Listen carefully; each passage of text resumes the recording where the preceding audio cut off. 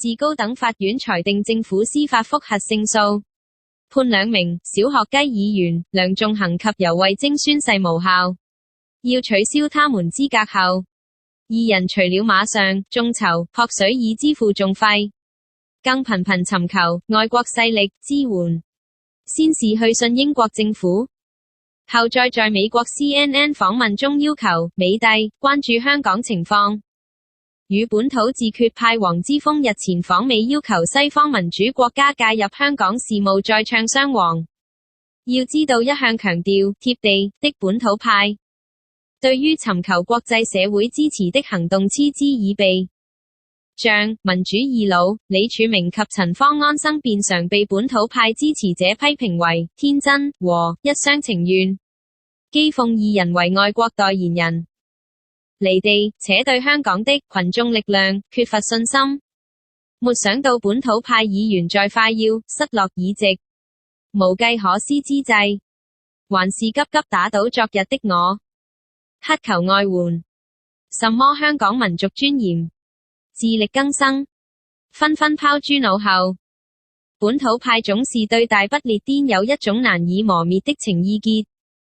幻想這個昔日宗主國會全天候拯救香港，並甘為香港民主而開罪中國政府。在不少遊行或請願行動中，不時發現這些英國死忠揮舞港英龍獅旗，為指示我心向明月，明月照溝渠。英國早已不是昔日的大英帝國，貝理雅首相以前還能憑着跟美國的特殊關係狐假虎威一下，但自卡梅倫上台，英國刻意與歐盟保持距離，而美國則認為繞過英國直接與德法等歐洲國家打交道更為方便，加上英國以公投決定脫歐，預料將進一步被西方陣營所冷落。在這種形勢下，一向精打細算的英國人覺得多向中國靠攏只能勉強維持其外交及經濟實力，又怎會為香港而跟北京反台？若然肯發聲明，已算勇氣可嘉了。可能青年新政梁游二人也看出個中厲害，在去信英國政府後，選擇在 CNN 訪問中要求美國政府關注香港的情況。黃之鋒更在訪美期間點名呼籲後任美國總統特朗普關注香港人權及自由。的確，美國仍是世界第一強國，是中國唯一仍會俾面的西方國家。美國國會設有長期關注香港事務的工作小組，較為港人熟悉的議員如共和黨參議員魯比奧和民主黨眾議院少數派領袖佩洛西都是其中的成員。除了不時訪問香港，亦偶爾就香港問題在國會展開辯論，密切留意香港狀況。黃之鋒到美國前，國會已出報告批評北京加劇干預香港。然而保障人權及支持獨立是完全兩碼子事。對於在港的美國公司而言，推動香港人權當然有利維護自由的營商環境。但香港獨立則只會令市場波動，對美國利益造成傷害。所以即使本土自決派請美國支持和助權，美帝充其量宣戰不開戰，口頭批評一番而已。要知道素來強調美國優先的特朗普，其實一直不尊重人權嘅，在競選期間多番發表侮辱女性及少數族裔的言論。更跟俄羅斯獨裁者普京眉來眼去，這樣的領袖又怎會為區區香港本土自決派出頭？北京已執意打擊港獨勢力，西方國家嘅無意也無法當攔路虎，除非有奇蹟出現。梁游二人實不用對西方列強抱有寄望，還是積極籌錢填打官司筆數較實際。洛西都是其中的成員。除了不時訪問香港，亦偶爾就香港問題在國會展開辯論，密切留意香港狀況。黃之鋒到美國前，國會已出報告批評北京加劇干預香港。然而保障人權及支持獨立是完全兩碼子事。對於在港的美國公司而言，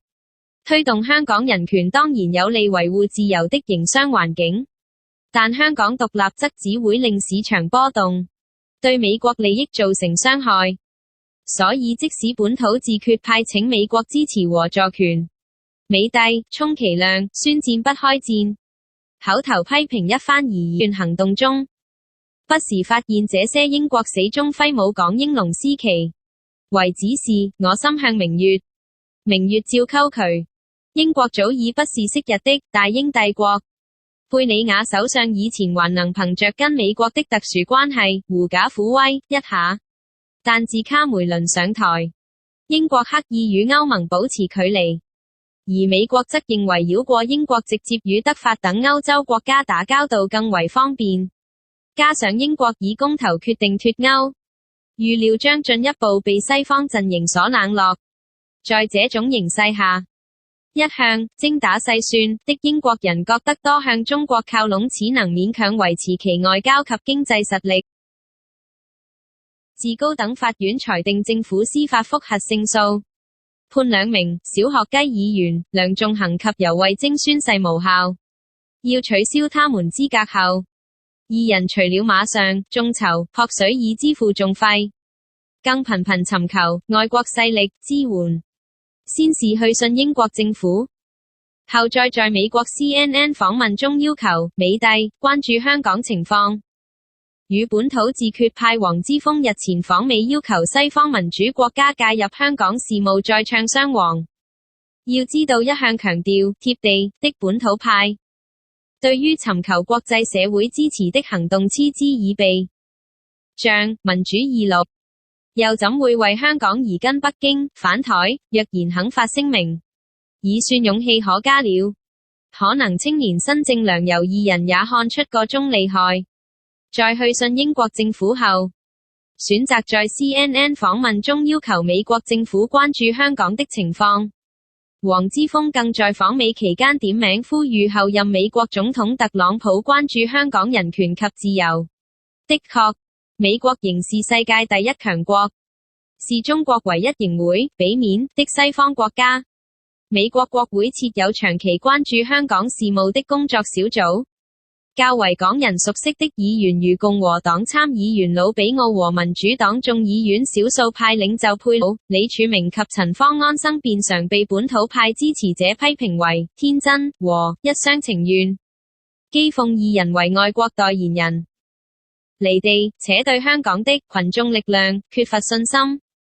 沒想到本土派議員在快要失落議席、無計可施之際，還是急急打倒昨日的我，乞求外援。什麼香港民族尊嚴、自力更生，紛紛拋諸腦後。本土派總是對大不列顛有一種難以磨滅的情意結，幻想這個昔日宗主國會全天候拯救香港，並甘為香港民主而開罪中國政府，在不少遊行或請願